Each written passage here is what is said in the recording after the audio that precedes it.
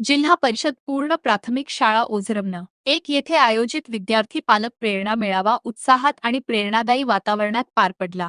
या कार्यक्रमाला सिंधुदुर्ग जिल्हा परिषदेचे माजी अध्यक्ष संदेश उर्फ गोट्या सावंत प्रमुख पाहुणे म्हणून उपस्थित होते।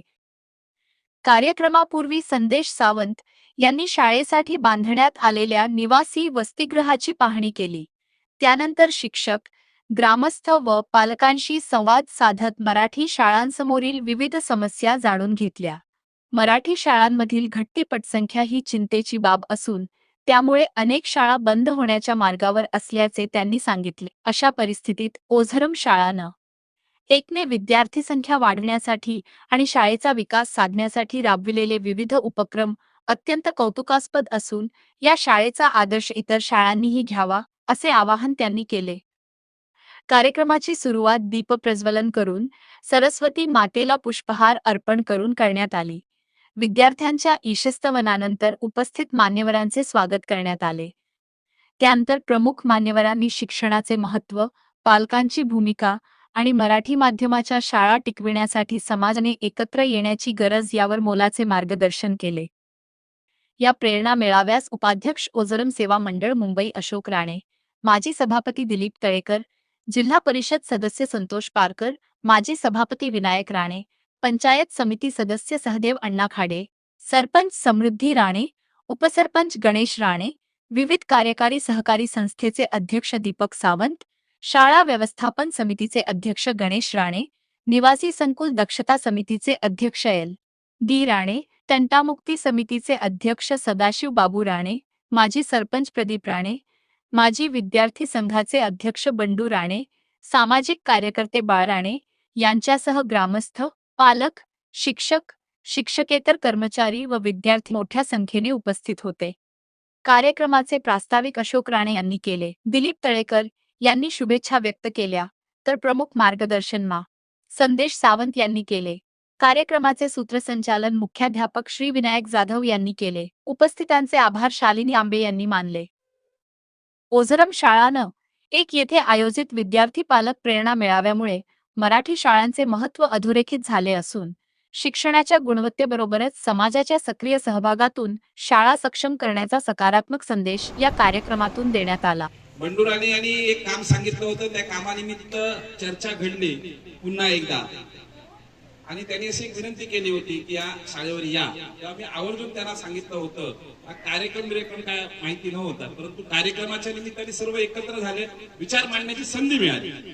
परंतु हा जो काय आपण उपक्रम राबवताय त्या उपक्रमाला माझ्यासारख्या तळागाळातल्या कार्यकर्त्यांचा सॅल्यूट आहे। कारण आजच्या परिस्थितीमध्ये आपल्या गावातील मुलांना, आजूबाजूच्या मुलांना असा सेवा मिळाव्या यासाठी जी काही तुमच्या मंडळाची आणि बंडू राणे आणि त्यांच्या सर्व सहकार्यांची जी काही तळमळ आहे ती वाखाणण्याजोगी आहे। त्याची चर्चा पूर्ण येणाऱ्या काळामध्ये सिंधुदुर्ग जिल्ह्यामध्ये नाही तर महाराष्ट्रामध्ये दखल घेण्यास भाग पाडू, आणि ज्यावेळी या ठिकाणी सिंधुदुर्ग जिल्ह्यामध्ये शैक्षणिक दृष्ट्या कुठचेही अधिकारी, वरिष्ठ अधिकारी येतील ते या शाळेला भेट देण्यासाठी भाग पाडलं जाईल अशी व्यवस्था मी या ठिकाणी करेन। येणाऱ्या काळामध्ये या शाळेचा डंका संपूर्ण सिंधुदुर्ग जिल्ह्यामध्ये एक वेगळ्या पातळीवर झाला पाहिजे यासाठी मी प्रामाणिकपणे प्रयत्न करेन। कारण ज्या पद्धतीने माझे सहकारी दिलीप तळेकर यांनी या ठिकाणी सांगितलं, कारण आज शाळा बंद होत चालल्यात, मी 2012 पासून बोंब मारतोय, आज जवळजवळ 100-150 शाळा बंद झाल्या। अशा परिस्थितीमध्ये तुम्ही सर्व एकत्र येऊ, आज समोर जे निवासी संकुल चालू केलंय तर ही छोटी गोष्ट नाही आहे। एखाद्या गोष्टीचा मुहूर्तमेढ रोवल्यानंतर अनेक त्याच्यात नकारात्मक गोष्टी येतात, नकारात्मक चर्चा येतात। या सर्व चर्चेवर मात करून आपण हे काम करतात ते फार विचार करण्याजोगं काम आहे। कारण आज या छोट्याशा गावामध्ये या ठिकाणी मला वाटतं 50 ते 51 मुलं असतील म्हटलं होते शाळेमध्ये।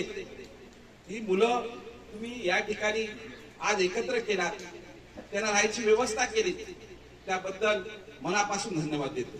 शिक्षकांनाही मनापासून सर्वांना धन्यवाद एवढ्यासाठी देईन। आजच्या परिस्थितीमध्ये हा विचार तुम्ही पण जिवंत ठेवण्यासाठी त्यांना सहकार्य करताय, त्याबद्दल त्या शिक्षकाने मनापासून धन्यवाद देतो. तुम्ही जे हे काम त्या मंडळाला सहकार्य करताय, ते जे सहकार्य करतायत ते कुठेही वाया जाणार नाही. आजकाल पैशापेक्षा आशीर्वादाची गरज जास्त आहे समोरच्या लोकांची. ते तुम्ही पैशापेक्षा शिक्षकांना सांगेन, तुम्ही जास्तीत जास्त वेळ दिल्याच्या नंतर जे आशीर्वाद मिळतील ते आशीर्वाद फार वेगळे असतील आणि ते आशीर्वाद मिळण्यासाठी काम करावं असं मी या ठिकाणी आवर्जून सांगेन. आणि एवढंच सांगेन, या प्रभागाचे जिल्हा परिषद सदस्य, पंचायत समिती सदस्य, जिल्हा परिषद सदस्यांनी इकडे तुम्ही मागणी केल्याच्या नंतर बोरवेलची मागणी त्यांनी तात्काळ तुमची मंजूर केली आहे. त्यामुळे मला खात्री आहे भारतीय जनता पार्टीचे सर्व आमचे व्यासपीठावर बसलेले पदाधिकारी, सर्व राणे साहेबांच्या हाताखाली काम करणारे आम्ही कार्यकर्ते आहोत. आमचे पालकमंत्री हे दर्जेदार काम या सिंधुदुर्ग जिल्ह्यामध्ये करतायत. आम्ही त्यांचे सर्व कार्यकर्ते आहोत. त्यामुळे या शाळेसाठी कुठचीही गोष्ट कमी पडणार नाही असं या ठिकाणी आपल्याला अभिवचन देतो. दुसरी गोष्ट एवढंच सांगेन, तुम्ही ज्या ज्या गोष्टी या ठिकाणी कराल त्या गोष्टीतला ज्यावेळी तुम्ही हाक माराल त्यावेळी त्या ठिकाणी सहकार्य करण्याचं मी या ठिकाणी तुम्हाला अभिवचन देतो. आणि खरोखर तुम्हा सर्व मुलांना मी भाग्यवान मानतोय, कारण तुमच्या पाठीमागे या गावातील हे मंडळ असेल किंवा या गावातील ही बंडू राणेसारखी किंवा त्याच्या सोबत काम करणारी सर्व मंडळी असतील, ही जी प्रामाणिकपणे प्रयत्न करून असं काहीतरी घडावं असं जे काही प्रयत्न करतायत त्याबद्दल मनापासून धन्यवाद. आज अनेक गावांमध्ये गेल्यानंतर मी गेली जवळजवळ 38 वर्ष राजकारणात आहे. 38 वर्षाच्या कारकिर्दीमध्ये मी अनेक उपक्रम करतोय, पण हा उपक्रम क्वचित एखाद्या ठिकाणी मराठा सिंधुदुर्ग जिल्ह्यातला पहिलाच उपक्रम असेल. कारण आज तरुण मित्रांना भेटलो किंवा तरुण मुलांना भेटल्याच्या नंतर क्रिकेटच्या मॅच भरूया काय म्हणून 100 लोक आपल्याकडे येतात, परत ते काही दिसत नाही. वर्षभरात 10 मला वाटतं माझ्यासारखा कार्यकर्ता 50-60 बक्षिसं देतात. त्या बक्षिसांचा कधी काय आयुष्यात आम्हाला उपयोग झालेला दिसत नाही. कोणी वाईट वाटून घेऊ नये, कारण मी अनेक क्रिकेटच्या स्पर्धेमध्ये पण भाषण करते वेळी अनेक वेळा सांगितलंय, वाडीवाडीत गावागावात भरते वेळी, अरे आजपर्यंत एक तरी क्रिकेटपटू कुठेतरी महाराष्ट्रात सिंधुदुर्ग जिल्ह्यात खेळताना आम्हाला दिसला काय, आम्ही मिळवलं काय, तर 0. परंतु आज या ओझरम गावातील सर्व माझ्या ग्रामस्थांना, त्या मंडळाला, बंडुराणेला आणि सर्व माझ्या व्यासपीठावर बसलेला मी धन्यवाद देतो की आपण जो उपक्रम हाती स्वीकारलाय त्यामुळे अनेक कुटुंब या ठिकाणी उभं राहतील. ज्या विद्यार्थ्यांना आता ज्या तुम्ही गोष्टी सांगितल्या, ज्या विद्यार्थ्यांच्या पाठीशी कोणी नाही आहे अशाही विद्यार्थ्यांना तुम्ही सहकार्य करतायत, ही काही छोटी गोष्ट नाही. आणि आताच मी त्यांना विचारलं, एक फंड उभा करायचा प्रयत्न चालू आहे. मी एक सांगतो, हे जे काय उभं करण्यासाठी भवितव्यात जे पैसे लागतील त्यासाठी शासनाकडनं या ठिकाणी पैसे मिळवायचे आहेत. तुमचे पैसे लागता कामा नये यासाठी लवकरच बैठक घेऊन, कारण ह्या तुम्ही जे चालवताय त्याच्यासाठी पैसे तुम्ही उभे करताय हे बरोबर आहे, परंतु त्याला सोयी सुविधा आहेत या शासनाकडनंच आपल्याला घ्यायच्या आहेत. आणि मला खात्री आहे आपले पालकमंत्री कुठे करू पाहिजे आणि पालकमंत्र्यांना अतिशय आनंद होईल, कारण त्यांच्या मतदारसंघातील आगळा वेगळा उपक्रम आहे. ज्यावेळी महाराष्ट्रामध्ये काम साहेब कुठेतरी फिरतील तेव्हा या शाळेचा उल्लेख पालकमंत्री महोदय पण या ठिकाणी करतील. त्यामुळे या भवितव्यातल्या सगळ्या सुविधा आहेत त्या शासनाच्या माध्यमातून या ठिकाणी उपलब्ध करून देण्याची जबाबदारी माझ्याशी किंवा व्यासपीठावर आम्ही जे सर्व पदाधिकारी बसलो आहेत त्यांची राहील. त्यामध्येही आम्ही कुठे कमी पडणार नाही असं या ठिकाणी सांगतोय. त्याच्या पलीकडे मी एक छोटासा कार्यकर्ता म्हणून तुम्ही वैयक्तिक स्वरूपात कधी मला हाक माराल तर या शाळेसाठी 100% मदत करण्यासाठी मी पुढे येईल. मी कुठे कमी पडणार नाही असं तुम्हाला अभिवचन देतो. पुन्हा एकदा या शाळेच्या मुख्याध्यापकांना सांगेन, वर्ग खोलीची नवीन मागणी करा. आणि मगाशी मी जे या ठिकाणी सगळ्यांना एक विनंती केली गाव म्हणून, तो आज तुम्ही सगळ्यांनी विचार करा. आणि ती काय 5 की 6 मुलं असतील त्याही ह्या शाळेत येऊन कशी बसतील, ते 2 शिक्षक या ठिकाणी कसे आपल्याला एकत्र येऊन शिकवले जातील. कारण जर मुलं जास्त असली तर मुलांमध्ये स्पर्धा होते, नाहीतर ती स्पर्धा होत नाही. नाहीतर एक मी तुम्हाला छोटस उदाहरण एक सांगतो. माझ्या गावातली शाळा आहे, मी आणि गणपतीला सगळे आम्ही एकत्र येतो तेव्हा सगळी मुलं बिलं येतात. तेव्हा माझी मुलगी एक प्रेरणा म्हणून त्या मुलगीचं नाव आहे, तिला विचारते अगं कितवा नंबर आला तुझा, तर ती म्हणते दीदी 3रा नंबर आला. तर तो एक पोरगा प्रद्युम्न म्हणून पोरगा होता, तो तिथे गणपतीच्या आराधनात बसत, दीदी 3रा नंबर कसं माहिती आहे, शाळेत परत 3. म्हणजे काय हे सांगण्याचा उद्देश काय, त्या मार्काची कुठेतरी स्पर्धा होत नाही ना. म्हणजे 35% मार्क पडले तरी दुसरा नंबर किंवा एक नंबरला 40% पडले तरी 3 मुलं आहेत, मुली एकच नंबर येणार. जर समजा एखाद्या वर्गात 10 मुलं असतील तर समोरच्या ह्याला 70 पडले तर मला 75 मिळवायचे आहेत. म्हणून कुठेतरी मला या ठिकाणी प्रयत्न करायचे आहेत.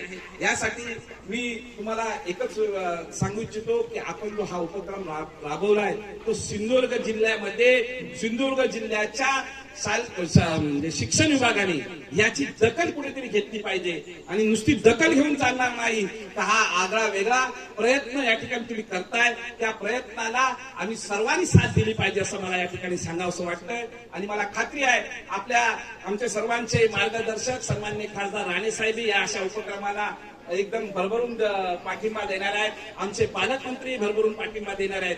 मी त्यांच्याशी चर्चा करेन, या ठिकाणी भेट होऊन ह्या शाळेसाठी आणखी काय करता येईल यासाठी मी त्यांच्याकडे 100% हा विषय मांडेन. आणि नजीकच्या काळामध्ये शासनाकडनं ज्या या सोयी सुविधा आहेत त्या तुमच्या खिशाला, तुमच्या मंडळाच्या खिशाला कुठेही खर्च होणार नाही याची जबाबदारी आम्ही सर्व व्यासपीठावर बसलेले लोकप्रतिनिधी आहेत, आमचे सर्व पदाधिकारी ते घेतो असं या सांगतो. या कार्यक्रमाच्या निमित्ताने मला या ठिकाणी बोलवलं, परंतु बंडूराणी आणि माझी या ठिकाणी चर्चा झाली होती. तुमच्या शिक्षकाचा एक विषय चालू होता त्याच्यावरनं.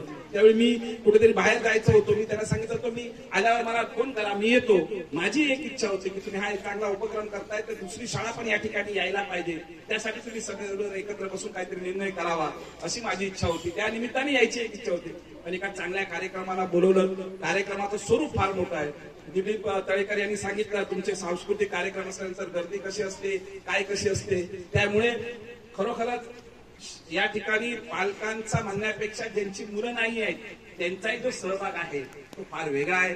आपल्या गावाचं, आपल्या पूर्वजांनी दिलेल्या जमिनीमध्ये चांगलं काहीतरी व्हावं यासाठी तुम्ही सगळेजण लढत आहात. त्यासाठी आमच्या सदैव तुमच्या पाठीशी राहण्याचा या ठिकाणी शब्द देतो. दुसरी गोष्ट, जे शिक्षक वर्ग आहेत त्यांनाही मनापासून धन्यवाद देईल की हे तुमच्या या कार्याची दखल संपूर्ण सिंधुदुर्ग जिल्ह्याने घ्यायला पाहिजे की हा उपक्रम राबवण्याची मानसिकता जी तुमची आहे ही तुम्ही कारण आजकाल मानसिकता फार महत्वाची आहे. कारण बऱ्याच जणांची मानसिकता नसते, परंतु तुम्ही ती मानसिकतेमध्ये हे सांभाळायचं जे काही ठरवलात त्याबद्दल तुम्हाला शिक्षकांनी मनापासून धन्यवाद देतो.